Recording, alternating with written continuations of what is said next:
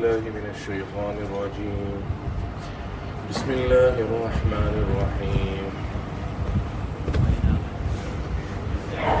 وإن عاقبتم فعاقبوا بمثل ما عوقبتم به ولئن صبرتم لهو خير للصابرين واصبر وما صبرك إلا بالله ولا تحزن عليهم ولا تك في ضيق مما يمكرون إن الله مع الذين اتقوا والذين هم محسنون۔ گزشتہ آیات کے اندر اللہ کی راہ کے اندر دعوت دیجیے حکمت کے ساتھ اور اچھی نصیحتوں کے ساتھ، اور کسی کے دل میں شکوک و شبہات جنم لیتے ہوں تو ان کے ساتھ اچھے طریقے سے بحث کیجیے، مناظرہ کیجیے، اور اس معاملے سے نہ گھبرائیے کہ سامنے والا آپ کی بات مانتا ہے یا نہیں مانتا، کیونکہ آپ کا رب زیادہ بہتر جانتا ہے کہ کون اس کے راستے سے بھٹک گیا، اور اسی کے علم میں زیادہ ہے کہ کون ہدایت یافتہ ہے۔ لیکن داعیان حق جب ایمان، اسلام اور شریعت کے کام کی طرف بلاتے ہیں تو ان کو ایذا دی جاتی ہے، اور یہ عام دستور ہے۔ نیکی کی طرف بلا رہے ہیں، برائی سے روک رہے ہیں، ان کو ایذا رسانی دی جاتی ہے۔ بعض اوقات ایذا ٹارچر جسمانی ہے، بعض اوقات اس کی نظیر اندرون سن یا اس کے اندر جو تشکیل اور جماعتیں جاتی ہیں جسمانی تکالیف بھی دی جاتی ہیں، بعض اوقات ذہنی تکلیف دی جاتی ہے، ذہنی ٹارچر کیا جاتا ہے، اور بعض اوقات دونوں کیا جاتا ہے۔ تو اگر داعیان حق کو لوگ اس قسم کی تکلیف پہنچائیں تو قرآن کیا بتاتا ہے کیا کرنا چاہیے؟ اللہ فرما رہے وَإِنْ عَاقَبْتُمْ، اگر تمہیں کوئی تکلیف پہنچائے فَعَاقِبُوا، تو تم اس سے بدلہ لے لو، بِمِثْلِ مَا عُوقِبْتُمْ بِهِ، اتنا ہی جتنا تم کو اس پر جتنا تم پر ظلم کیا گیا تھا۔ وَإِنْ عَاقَبْتُمْ، اگر تم پر کوئی ظلم کرے، تمہیں کوئی تکلیف پہنچائے، فَعَاقِبُوا، تو تم اس کا بدلہ لے لو، بِمِثْلِ، اتنا ہی، مَا عُوقِبْتُمْ بِهِ، جتنا تم کو ستایا گیا تھا۔ لیکن وَلَئِنْ صَبَرْتُمْ، اگر تم نے صبر کیا یعنی بدلہ نہ لیا، لَهُوَ خَيْرٌ لِلصَّابِرِينَ، تو یہ بہتر ہے صبر کرنے والوں کے لیے۔ یہ آیت مدینہ کے اندر نازل ہوئی ہے، اور مفسرین بعض فرماتے ہیں کہ یہ آیت غزوہ احد کے موقع پر نازل ہوئی، اور بعض مفسرین فرماتے ہیں کہ یہ آیت فتح مکہ کے موقع پر نازل ہوئی، اور بعض مفسرین فرماتے ہیں کہ یہ ان آیتوں میں سے ہے جن آیتوں کا نزول جناب محمد رسول اللہ صلی اللہ علیہ وسلم پر 2 دفعہ ہوا۔ ایک غزوہ احد کے موقع پر اسی آیت کا نزول ہوا، اور ایک فتح مکہ کے موقع پر اسی آیت کا نزول ہوا۔ واقعہ کیا ہے؟ بخاری شریف میں اور دارقطنی میں عبداللہ ابن عباس رضی اللہ عنہ سے روایت ہے، اور سنن ترمذی اور مسند احمد میں حضرت ابی ابن کعب رضی اللہ عنہ سے روایت ہے کہ غزوہ احد کے اندر جب صحابہ کو خوب شہید کیا گیا اور صحابہ کو خوب جسمانی تکالیف اور ایذا رسانی دی گئی، اور تو اور آپ صلی اللہ علیہ وسلم کے قریبی چچا جناب حمزہ اسد اللہ و اسد رسولی، ان کا مسئلہ کیا گیا۔ مسئلے کا مطلب ان کے ناک کان چیر دیے گئے، پیٹ میں سے آنتیں نکال لی گئیں، ان کے کلیجے کو ہندا جو اس وقت تک مسلمان نہیں ہوئی تھی اس نے چبایا تک۔ اور آپ صلی اللہ علیہ وسلم نے جب یہ منظر دیکھا تو کہا اللہ کی قسم، انہوں نے جو سلوک میرے چاچا کے ساتھ کیا ہے، میں ان کے 70 کافروں کا ایسا ہی بدلہ لوں گا اور مسئلہ کروں گا، 70 کافروں کا ایسا ہی مسئلہ لوں گا اور بدلہ کر لوں گا۔ بعض روایات کے مطابق صحابہ نے بھی جب اپنے پیاروں کو ایسا کٹا دبتا دیکھا تو صحابہ نے بھی قسم کھائی کہ ہم مشرکین میں سے 70 کے قریب ہر شخص ان مشرکین سے بدلہ لے گا، اور صرف بدلہ ہی نہیں لے گا بلکہ ان کے ناک کان پاؤں چیر دے گا اور ان کے کلیجے چبائے گا، جسے عربی زبان کے اندر مسئلے کی اصطلاح سے تعبیر کیا جاتا ہے۔ تو اس موقع پر یہ آیت نازل ہوئی کہ نبی، اصولی طور پر اگر آپ بدلہ لینا چاہتے ہیں تو آپ کو بدلہ لینے کا حق ہے، لیکن یاد رکھیے آپ تو خود وہ نبی ہیں جو مساوات اور برابری اور ایکول رائٹ کی تعلیم دینے کے لیے آئے ہیں، اور آپ خود ایسی بات کر رہے ہیں کہ ایک کے مقابلے میں 70۔ اگر ایک کو کیا تو آپ ایک کی بات کر لیجئے، کیونکہ قرآن نے تو کہا ہے بمثل ما عوقب، مثل کا مطلب اتنا ہی جتنا اس نے کیا ہے۔ اور آپ خود اسلامی مساوات کی تعلیم دے کر آپ 70 کے قریب بات کر رہے ہیں، تو اصولی طور پر آپ کا حق ہے کہ انہوں نے آپ کے ساتھ ایک کا کیا، آپ ایک کا کر لیجئے۔ لیکن اے نبی، اگر آپ نے صبر کیا لَهُوَ خَيْرٌ لِلصَّابِرِينَ، تو یہ صبر کرنے والوں کے لیے بہت بہتر ہے۔ آپ صلی اللہ علیہ وسلم پر جب یہ آیت غزوہ احد کے موقع پر نازل ہوئی تو آپ صلی اللہ علیہ وسلم نے صحابہ سے کہا کہ اب ہم کسی قسم کا بدلہ نہیں لیں گے اور ہم اللہ کے لیے ان کو معاف کر دیتے ہیں، اور حضور نے خود اور بعض روایات کے مطابق صحابہ نے اس قسم کا کفارہ جو انہوں نے میدان احد میں کھائی تھی ادا کر دی۔ اور جن مفسرین کے نزدیک یہ آیت فتح مکہ کے موقع پر نازل ہوئی، تو ان مفسرین کے نزدیک فتح مکہ کے موقع پر آپ صلی اللہ علیہ وسلم نے جب ان سے تمام تر بدلہ لینے کی قوت رکھتے تھے، صاف اعلان کر دیا لا تثریب علیکم اليوم، آج تم سے کوئی بدلہ نہیں لیا جائے گا، یغفر اللہ لنا ولکم، اللہ تمہیں بھی معاف کر دے ہمیں بھی معاف کر دے۔ تو اس آیت کی وجہ سے آپ صلی اللہ علیہ وسلم بدلہ لینے سے رک گئے۔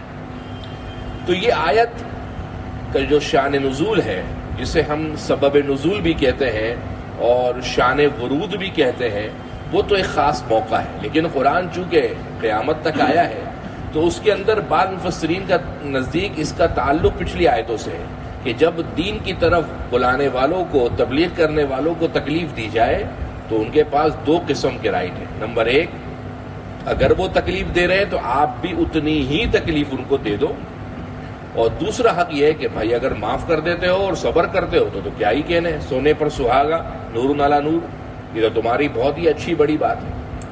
نیز اس آیت سے یہ بھی پتہ لگا کہ بدلہ لینا جائز ہے۔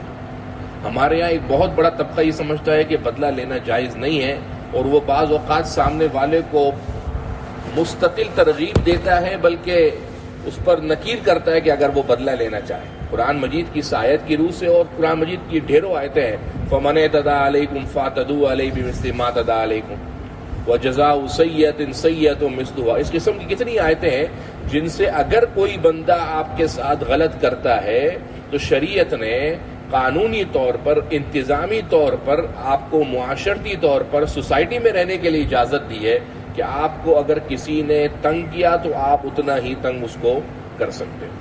بعض اوقات یہ تنگ کرنا مالی ہوتا ہے، حاجی صاحب بڑے حج عمرے کرتے ہیں اور محلے میں بات مشہور ہے کہ 15 لاکھ روپیہ دبا دیا اور کرتے ہیں حج عمرے۔ اب جس کے 15 لاکھ دبائے میں ہے وہ اتنا ہی بدلہ لے سکتا ہے، کیونکہ قرآن نے خود اجازت دی فَعَاقِبُوا بِمِثْلِ مَا عُوقِبْتُمْ بِهِ، اگر جتنا اس نے کیا اتنا مثل تم بھی کر سکتے ہو۔ تو راتوں رات جس کے 15 لاکھ دبائے تھے وہ اس کے گھر کیا اور 15 لاکھ کی اس کی گاڑی لے کر نکل گیا، شریعت نے اجازت دی ہے۔ لیکن فقہا نے اس کے اندر یہ گنجائش لکھی ہے کہ اصولی طور پر جس درجے کی چیز ہو اس درجے کی آپ غصب کر سکتے ہو۔ مثال کے طور پر کسی نے آپ کے 20 لاکھ روپے چوری کر لیا یا آپ کو ادا نہیں کر رہا، اب اس کے دو طریقے ہیں۔ آپ اس کے 20 لاکھ روپے کے مقابلے میں 20 لاکھ کی گاڑی لے کر نہیں جا سکتے، بلکہ آپ اس کے 20 لاکھ کے مقابلے میں اس کے 20 لاکھ نقد ہی، چونکہ آپ کو نقد آپ نے دیے تھے، آپ اتنے ہی نقد اس کی جیب سے بھی نکال سکتے ہو، اس کے ذریعے سے ہیکنگ بھی کر سکتے ہو، بینک اکاؤنٹ کے اندر جو بھی طریقہ کار آپ کے نکالنے کا ہے، یہ ملکی اور قانونی مسئلے سے قطع نظر شریعت نے اس کی گنجائش دی ہے۔ اور فی زمانہ فتویٰ اس کے اوپر ہے اور فقہاء نے گنجائش دی ہے کہ اگر آپ مثل نہ کر سکتے ہوں تو آپ دوسری جنس سے بھی اس کا وہ مال اٹھا سکتے ہیں۔ کسی نے آپ کا 1000 روپیہ دبا دیا اور آپ نے دیکھا کہ حضرت مسجد کے اندر چندہ دے رہے ہیں 1000 روپے، تو بھی مسجد میں چندہ گیا نہیں تھا، آپ نے اس کی جیب سے 1000 روپے نکال لیا۔ شریعت نے آپ کو اجازت دی ہے کہ آپ یہ کام کر سکتے ہیں اور اس کام کے کرنے کے اندر کسی بھی قسم کا کوئی گناہ نہیں۔ کسی نے آپ سے قرضہ لیا ہوا ہے، واپس نہیں کر رہا، شریعت کے اس بات کی گنجائش دی ہے کہ آپ اتنے ہی پیسے اس کے کسی نہ کسی طریقے سے اٹھا لیں اور اس کو بتا دیں کہ بھئی آپ میرے اتنی رقم نہیں دے رہے تھے، میں نے اس طریقے سے آپ کا مال غصب کر لیا اور شریعت نے مجھے اس آیت کی روح سے گنجائش دی ہے، لیکن معاف کر دو لَهُوَ خَيْرٌ لِلصَّابِرِينَ، تو یہ صبر کرنے والوں کے لیے بڑا بہتر ہے۔ اب یہ جو قرآن نے کہا ہے کہ بہتر ہے، تو بہتر کا کیا مطلب ہے؟ دو مطلب ہے۔ بہتر کا مطلب یہ نہیں ہے کہ کسی کے 1000 روپے آپ پر نکلتے تھے، آپ نے کہا چلو معاف کر دیے، تو جب آپ صبح اٹھیں گے تو آپ کے تکیے کے نیچے سے 1000 روپیہ نکلے گا. یہ بہتر کا مطلب نہیں. بہتر کا مطلب یہ ہے کہ آخرت میں آپ کو اس کا اجر ملے گا، اور آپ کی دنیا کے اندر آپ کا راہ چلتا سفینہ ساحل پر لگ جائے گا. یعنی جو آپ کی زندگی کے اندر آزمائشیں ہیں، ممکن ہے اللہ تعالیٰ کسی آزمائش کو اس کے بدلے سے دور کر دے کہ آپ نے کسی مسلمان کے اوپر کسی آزمائش پر، تکلیف پر صبر کیا، تو صبر کا تعلق ضروری نہیں ہے کہ دنیا سے ہی لیا جائے، بلکہ صبر کے اندر لہو خیر للصابرین، اس کا تعلق آخرت سے بھی. وَإِنْ عَاقَبْتُمْ، اگر تم کو کوئی تکلیف پہنچ جائے، فَعَاقِبُوا، تو تم بدلہ لے لو، بِمِثْلِ، اتنا ہی، مَا عُوقِبْتُمْ بِهِ، جتنی تم کو تکلیف پہنچائی گئی تھی. وَلَئِنْ صَبَرْتُمْ، اگر تم نے صبر کیا تو کیا ہی کہنے، لَهُوَ خَيْرٌ، یہ بہتر ہے، لِلصَّابِرِينَ، صبر کرنے والوں کے لیے. وَاصْبِرْ، اور صبر کیجئے نبی، وَمَا صَبْرُكَ إِلَّا بِاللَّهِ، اور آپ کا صبر نہیں ہے مگر اللہ کے فضل کی وجہ سے. یعنی صبر کرنا کوئی آسان کام تھوڑا ہی ہے. آپ کو کوئی بندہ مستقل تکلیف پہنچاتے ہو تو میرے لیے بولنا بہت آسان ہے، صبر کر لو. میرے لیے نصیحت کرنا بہت آسان ہے کہ بھائی صبر کر لو، لیکن مجھے کوئی تکلیف پہنچائے میں تو پھر اس سے ڈبل بدلہ لیتا ہوں. تو کہنا بہت آسان ہے، سننا بہت آسان ہے، لیکن عمل کرنا مشکل ہے.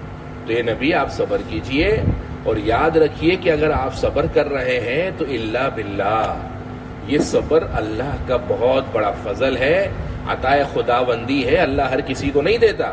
یہ صبر کسی انسان کی ذاتی جاگیر نہیں ہے کہ انسان یہ سمجھے کہ میں صبر کر رہا ہوں. نہیں، اگر آپ صبر کی دولت سے مالا مال ہیں تو الا باللہ، اس کا تعلق اللہ کی ذات اور عطائے خداوندی سے. وَلَا تَحْزَنْ عَلَيْهِمْ، اور اے نبی آپ ان پر غم نہ کھائیے. وَلَا تَكُ فِي ضَيْقٍ، اور اے نبی آپ نہ ہو جائیے فی ضیق، تنگی کے اندر، مما یمکرون، جو وہ آپ کے پیچھے سازشیں کر رہے ہیں. کہاں نبی کو جا رہا ہے، اور نبی کے واسطے سے پوری امت کو سنایا جا رہا ہے. یہ کردار کشیاں ہوتی رہیں گی، آپ کو مجروح کیا جاتا رہے گا، آپ کی ٹانگیں کھینچی جاتی رہیں گی، لیکن تنگ نہ ہوئیے، غم نہ کھائیے، صبر کیجیے. کیوں؟ ان اللہ مع الذین اتقوا، بلا شبہ اللہ ان کے ساتھ ہے جنہوں نے تقوی اختیار کیا، پرہیزگاری اختیار کی. اور سب سے بڑی پرہیزگاری کے اندر ایک بات صبر بھی ہے. والذین هم محسنون، اور اللہ ان کے ساتھ ہے جو نیکوکار ہیں.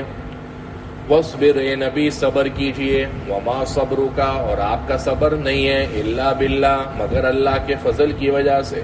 ولا تحزن علیہم، اور اے نبی ان پر غم نہ کھائیے. ولا تکو، اور اے نبی مت ہو جائیے فی ضیق، تنگی کے اندر، مما یمکرون، جو وہ سازشیں آپ کے پیٹھ پیچھے کر رہے ہیں. ان اللہ مع الذین اتقوا، بلا شبہ اللہ اس کے ساتھ ہے جس نے پرہیزگاری اختیار کی. تقوی کا معنی کیا ہے؟ شلوار اونچی پہننا. تقوی کا معنی پگڑی پہننا، صف اول کا نمازی ہونا، اشراق، چاش، اوابین، تہجد کا مستقل پڑھنا، یہ تقوی ہے؟ یہ تقوی نہیں. تقوی نام ہے گناہ سے بچنے کا. اگر آپ گناہ سے بچتے ہیں اور نفل کام ایک بھی نہیں کرتے، نہ آپ پیر جمعرات اور ایام 20 کے روزے رکھتے ہیں، نہ آپ صف اول کے پکے ٹھکے نمازی ہیں، نہ آپ پگڑی پہنتے ہیں، نہ لمبی قمیص پہنتے ہیں، نہ آپ کے ساتھ متقی ہونے کا لیبل لگا ہوا ہے، بس جو فرائض و واجبات سنن ہے وہ آپ پورے کر رہے ہیں لیکن ساتھ گناہ سے بچ رہے ہیں، تو اللہ کی نظر میں آپ متقی ہیں. اور آپ گناہ کر رہے ہیں اور اس کے ساتھ روزے بھی رکھ رہے ہیں، صف اول کے نمازی بھی ہیں، پائنچہ بھی آپ کا بہت اوپر ہے، پگڑی کا شملہ بھی آپ نے بڑا لمبا رکھا ہوا ہے. دور سے سامنے والا سمجھ جاتا ہے کہ تقویٰ کا پیکر اور مجسمہ اخلاق آ رہا ہے، لیکن اللہ کی نظر میں آپ متقی نہیں، کیونکہ تقویٰ نام ہے گناہوں سے بچنے کا. اللہ اس کے ساتھ ہے جو گناہوں سے بچے. قرآن مجید کی ڈھیروں اور درجنوں آیات سے اس بات کا ثبوت ہے کہ اللہ تو ہر کسی کے ساتھ ہے. وَهُوَ مَعَكُمْ أَيْنَمَا كُنتُمْ، اللہ تمہارے ساتھ ہے تم جہاں کوئی بھی ہو اور جہاں کہیں بھی ہو. ما یکون من نجوا ثلاثہ الا هو رابعهم، 3 بندے بات کر رہے چوتھا اللہ ہے. لا خمسۃ الا هو سادسهم، 5 بندے بات کر رہے چھٹا اللہ ہے. ولا ادنى من ذلك ولا اکثر الا هو معهم، کم ہو یا زیادہ ہو سب کے ساتھ اللہ ہے. اور ادھر اللہ فرما رہے ہیں کہ اللہ تقوی اختیار کرنے والوں کے ساتھ. تو اعتراض دماغ میں پیدا ہو سکتا ہے کہ بھائی ایک بات ایک وقت میں بتا دو کہ اللہ کس کے ساتھ ہے. ایک طرف تو اللہ فرما رہے ہیں کہ اللہ ہر کسی کے ساتھ ہے، اب وہ ہر کسی کے ساتھ کا مطلب مسلمان کے ساتھ بھی اللہ ہے اور کافر کے ساتھ بھی اللہ ہے، اور اللہ ہر جگہ پر موجود ہے. اور یہاں پر اللہ فرما رہے ہیں کہ میں ہر کسی کے ساتھ نہیں ہوں، بلکہ میں کس کے ساتھ ہوں؟ جس نے تقوی اختیار کیا. اس کا جواب دینے کی اس اعتراض کی ضرورت تو نہیں ہے. آئی بات سمجھ؟ کیا دے دوں؟ پتہ ہے نا. والذین هم محسنون، اور اللہ ان لوگوں کے ساتھ ہے جو نیکوکار ہیں. احسان کسے کہتے ہیں؟ احسان کا ترجمہ قرآن مجید میں محسن یا احسان آتا ہے تو ہم ترجمہ کرتے ہیں نیکوکار سے. در حقیقت لفظ احسان کا اردو زبان میں کوئی ترجمہ بنتا ہی نہیں ہے. اردو زبان چھوٹی سی زبان ہے، عربی زبان بڑی فصیح و بلیغ زبان ہے. احسان کا کوئی ترجمہ اردو زبان میں بنتا ہی نہیں. یہ ہم نیکوکار ترجمہ ایسے ہی خانہ پوری کے لیے کرتے ہیں. اصل احسان کے دو درجات ہیں. پہلا درجہ احسان کا کیا ہے؟ حضرت جبرائیل کی مشہور حدیث ہے، حدیث جبرائیل کے نام سے، کہ جب حضرت جبرائیل حضور کے پاس اس حال کے اندر آئے، پھٹے پرانے اور لباس، جو بھی مکمل حدیث ہے اس کے اندر اللہ کے نبی سے حضرت جبرائیل نے پوچھا کہ مل احسان، احسان کیا ہے؟ تو آپ صلی اللہ علیہ وسلم نے فرمایا، حضرت جبرائیل نے فرمایا، حضور صلی اللہ علیہ وسلم نے فرمایا ان تعبد اللہ کأنک تراہ. احسان کا پہلا درجہ یہ ہے کہ تم اللہ کی عبادت ایسے کرو جیسے تم اللہ کو دیکھ رہے ہو. اور احسان کا دوسرا درجہ یہ ہے کہ اگر کسی کو عبادت کرتے ہوئے دل میں یہ فکر اور خیال، شعور دماغ میں زندہ نہ ہو کہ آپ اللہ کو دیکھ رہے ہو، تو احسان کا آخری درجہ یہ ہے فَإِن لَمْ تَكُنْ تَرَاهُ فَإِنَّهُ يَرَاكَ. اگر تم اس کو نہیں دیکھ رہے تو وہ تو تمہیں دیکھ ہی رہا ہے. لہٰذا اپنی عبادات، اپنے معاملات، اپنی معاشرت درست رکھو. تو احسان کا ترجمہ ہم کس سے کر دیتے ہیں؟ نیکوکار سے. وَإِنْ عَاقَبْتُمْ، اور اگر تم بدلہ لو، فَعَاقِبُوا، تو بدلہ لے لو، بِمِثْلِ مَا عُوقِبْتُمْ بِهِ، جتنا تم کو تکلیف پہنچائی گئی تھی. وَلَئِنْ صَبَرْتُمْ، اور اگر تم نے صبر کیا، لَهُوَ خَيْرٌ لِّلصَّابِرِينَ، تو یہ بہتر ہے صبر کرنے والوں کے لیے. وَاصْبِرْ، اور اے نبی صبر کیجئے. وَمَا صَبْرُكَ، اور آپ کا صبر نہیں ہے، إِلَّا بِاللَّهِ، مگر اللہ کے فضل کی وجہ سے. وَلَا تَحْزَنْ عَلَيْهِمْ، اور اے نبی آپ ان پر غم نہ کھائیے. وَلَا تَكُ فِي ضَيْقٍ، اور اے نبی آپ نہ ہو جائیے تنگی کے اندر، مِمَّا يَمْكُرُونَ، جو وہ سازشیں کر رہے ہیں. إِنَّ اللَّهَ مَعَ الَّذِينَ اتَّقَوْا، بلا شبہ اللہ ان کے ساتھ ہے جنہوں نے پرہیزگاری اختیار کی. وَالَّذِينَ هُمْ مُحْسِنُونَ، اور اللہ ان کے ساتھ ہے جو نیکوکار ہیں.